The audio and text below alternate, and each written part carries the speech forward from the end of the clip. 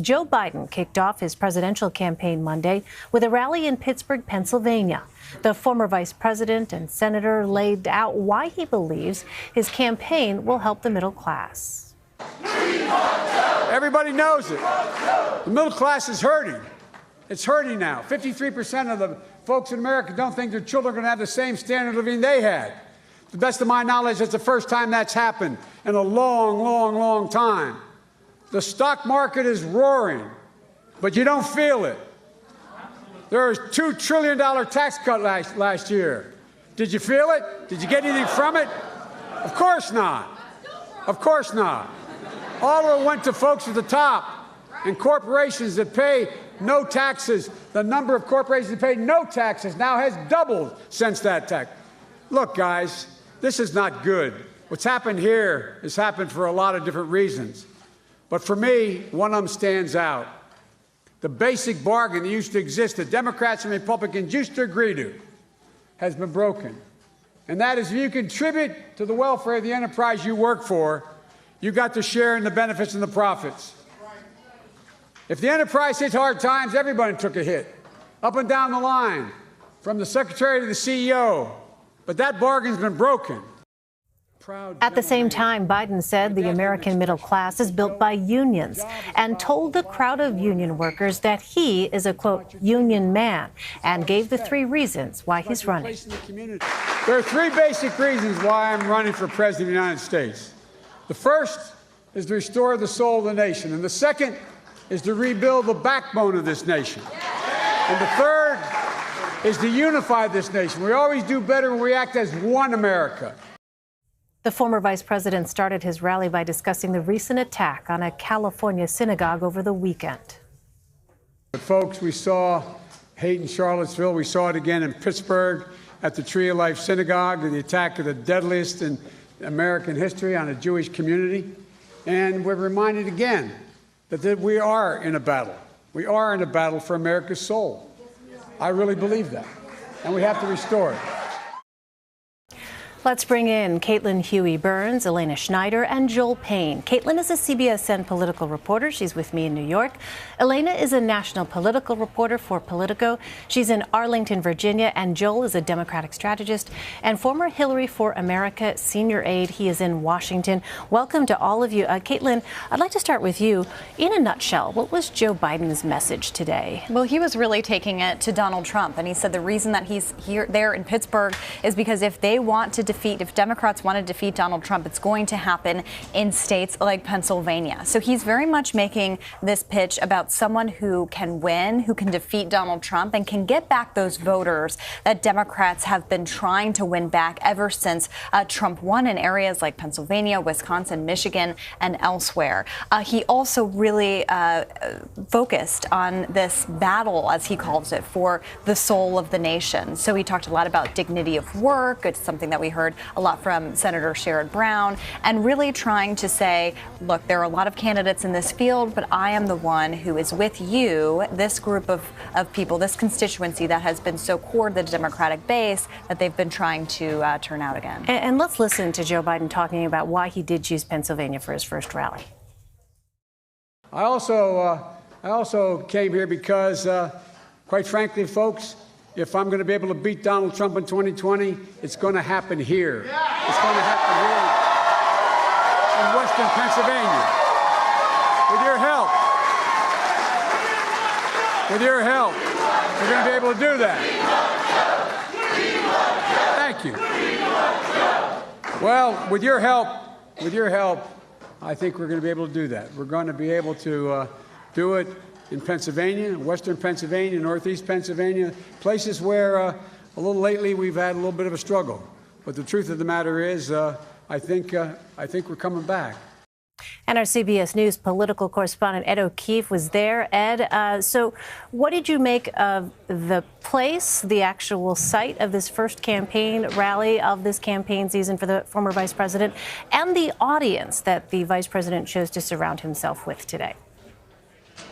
Well, it was a decidedly union audience. This is a union hall, a place where they gather for all sorts of events and where they often see political candidates come to speak. They call it the Teamster Temple. It's a bit of a local landmark here in in this part of Pittsburgh.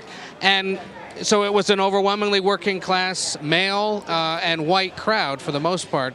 But Biden's correct. If he has any shot at winning the primary in this state, if Democrats have any shot at winning back this state from Republicans in the presidential race, they've got to do well not only here in Pittsburgh, but in Allegheny County and in the surrounding counties. I had a chat earlier today with Senator Bob Casey, who's the senator from Keystone State, who said he thought it was brilliant that the former vice president would start his campaign here. Of course, he's going to say that because it's his home state. But he made the point, look, if you look at my re-election 2 years ago, I won Allegheny County, the home of Pittsburgh, overwhelmingly, and only lost the adjoining counties by about 10% because they're overwhelmingly Republican. But only losing by 10% in those counties allowed me to win statewide by 13%. In other words, he stopped the bleeding in more conservative or Republican-leaning parts of the state. And he said only Joe Biden is equipped to do that next year in the current crop of Democratic candidates, at least the way they're performing right now. So, and as someone else who is a local political journalist here said to me, if you can win in Pittsburgh, you can win back Michigan, you can win back Wisconsin, Iowa, maybe even Ohio.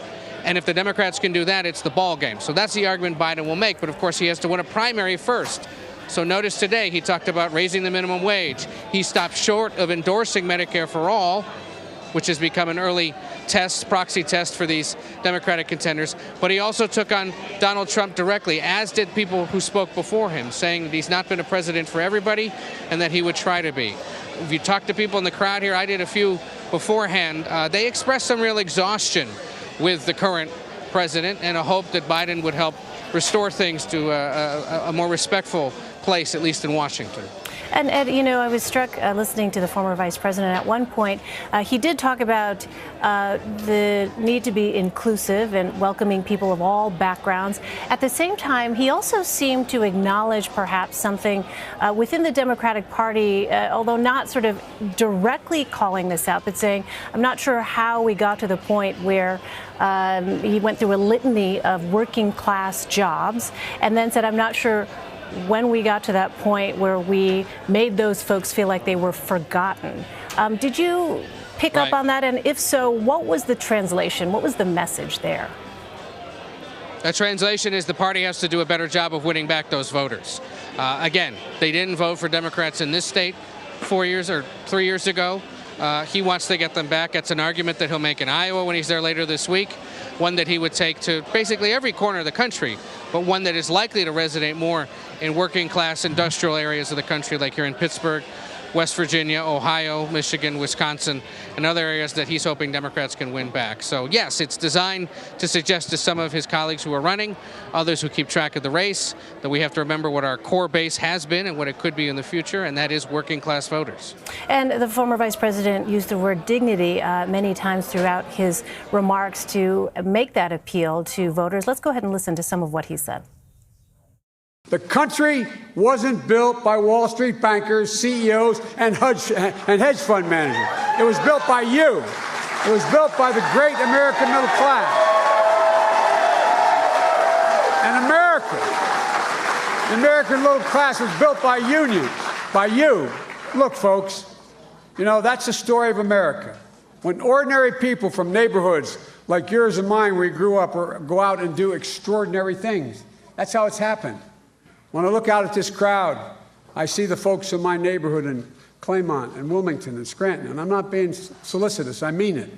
I see people with physical courage and brains. I see people who have busted their backs their whole lives to care for their families. I see people like the millions of people across this nation who get up every single day, go out and work like the devil to raise their families, pay their taxes, volunteer in their communities to make this country work. I see people understand that being middle class is not a number. It's a value set. All right, Elena Schneider there at Politico headquarters. How key are union workers in particular going to be here as the former vice president continues his campaign?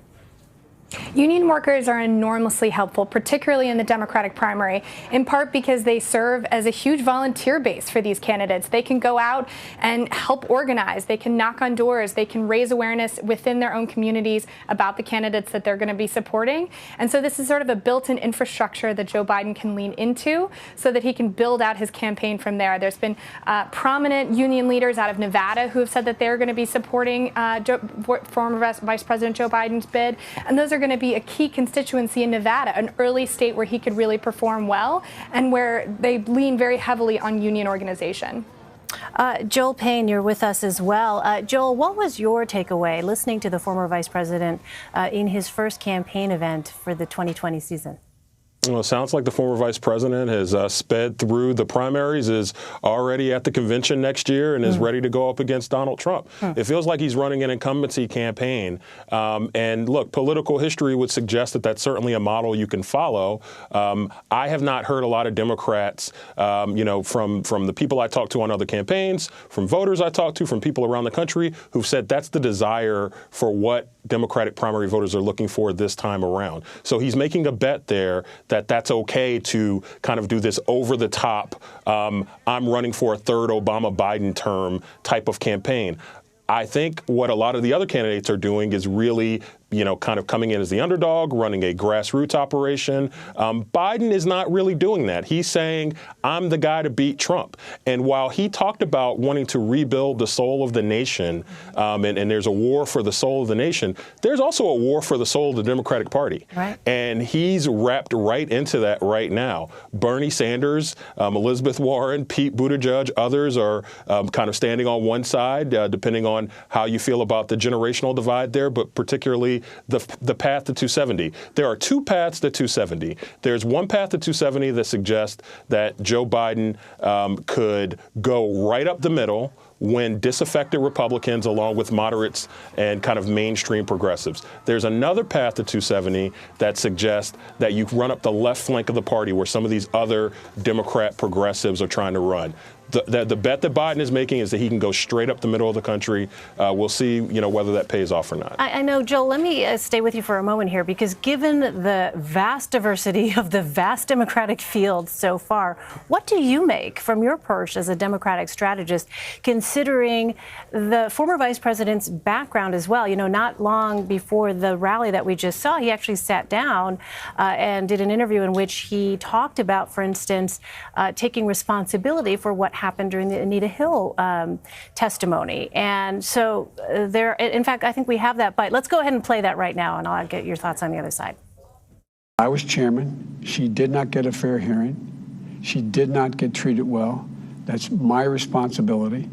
And I committed that I am determined to continue the fight to see to it that we basically change the culture in this country where a woman is put in a position where she is disbelieved. As the committee chairman, I take responsibility that she did not get treated well. I take responsibility for that. You take responsibility? I take responsibility for that because I was the chairman. I was unable to figure out a way to how to change it. You do talk about... I apologize for it. And I apologize again because, look, here's the deal. She just did not get treated fair across the board. The system did not work. So, Joel, what do you make of that?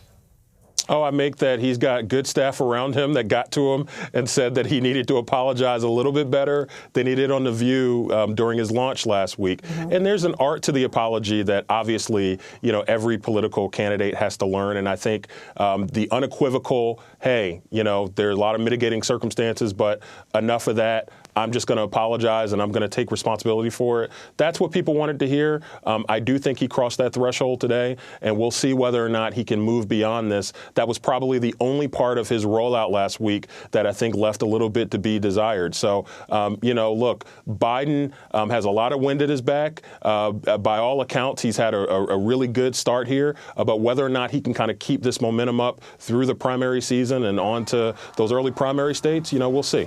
Ed, what's your take? Because it was interesting. He said, he took responsibility. At the same time, he said towards the end there, the system failed. Yeah, look, this was designed to clean up what people thought was a pretty milquetoast response last Friday on The View. where he was asked about it and kind of gave all sorts of different answers.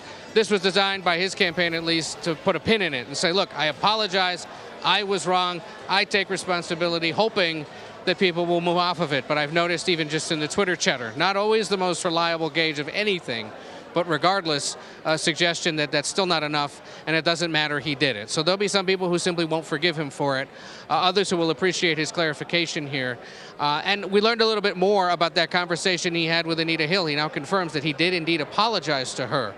Didn't want to get into any of the other details, nor has she, but she signaled last week in a brief conversation with the New York Times that despite his apology, that doesn't necessarily mean she supports him for president, and that he may be qualified to do so, but doesn't guarantee her support. So again, he felt the need to do this. He has said what he said, and we'll see what happens. Another interesting conversation he had today, the actress Alyssa Milano released a new podcast that is focused on the Me Too movement and issues of sexual harassment and gender rights and gender equality, and shared about 12 minutes of a conversation she had with Biden before the accusations against him and inappropriate behavior, inappropriate touching surfaced, where he talked at length about his record on domestic violence, women's rights, pay equity issues. There was no discussion in that interview about Anita Hill. There was no discussion, of course, about the accusations because it was taped before they surfaced.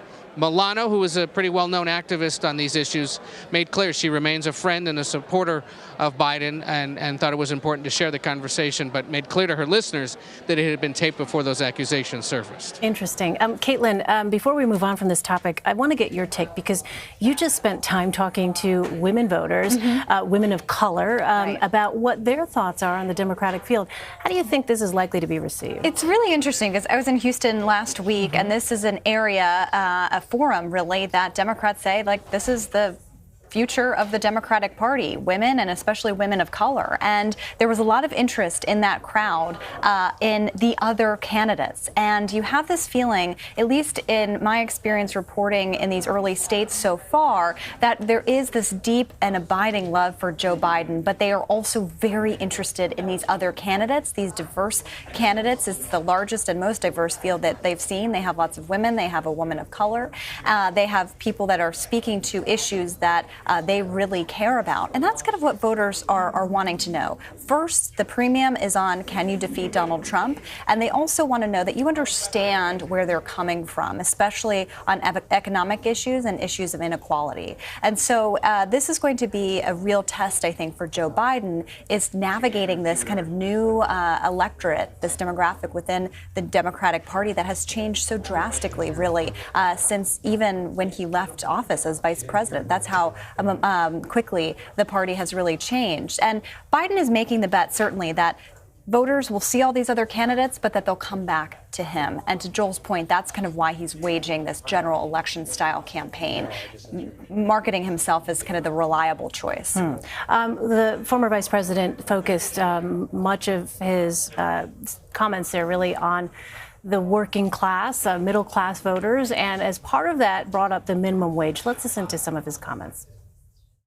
It's well past time that the minimum wage nationally be a minimum of $15. It's well past time. It's time to start rewarding work over wealth. Just the first step is reverse President Trump's tax cut for the very wealthy and corporations. We need to eliminate these special tax breaks in the tax code that reward special interests. Let's get rid of capital gains loophole for multimillionaires. Warren Buffett said it best. He should not pay a lower tax rate than the secretary pays lower. That's because of capital gains. All right, Ed, so your thoughts on what we heard there from the former vice president? Yeah, just again, he's trying to sort of lay out some of his early positions on these issues.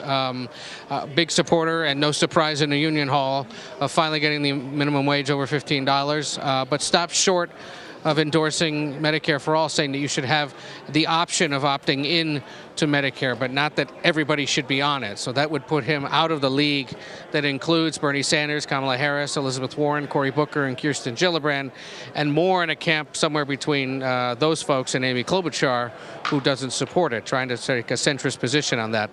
That's exactly why a lot of Democrats love him. It's exactly why a lot of liberals are going to have concerns about his campaign, that he isn't willing to embrace that big idea, at least not yet. So we'll see. We did get some specifics out of him on day one, which is good to see. And he will carry on that message to Iowa next, a state where he never got through. He placed fifth in a six-way field back in 2008 and dropped out essentially that night and never got to the caucus in 1988. So he knows he's got some work to do in Iowa, a state where he hasn't necessarily had the greatest political history, at least when it comes to presidential politics. All right, Caitlin Huey-Burns, Joel Payne, please stick around. Ed O'Keefe and Elena Schneider, thank you so much.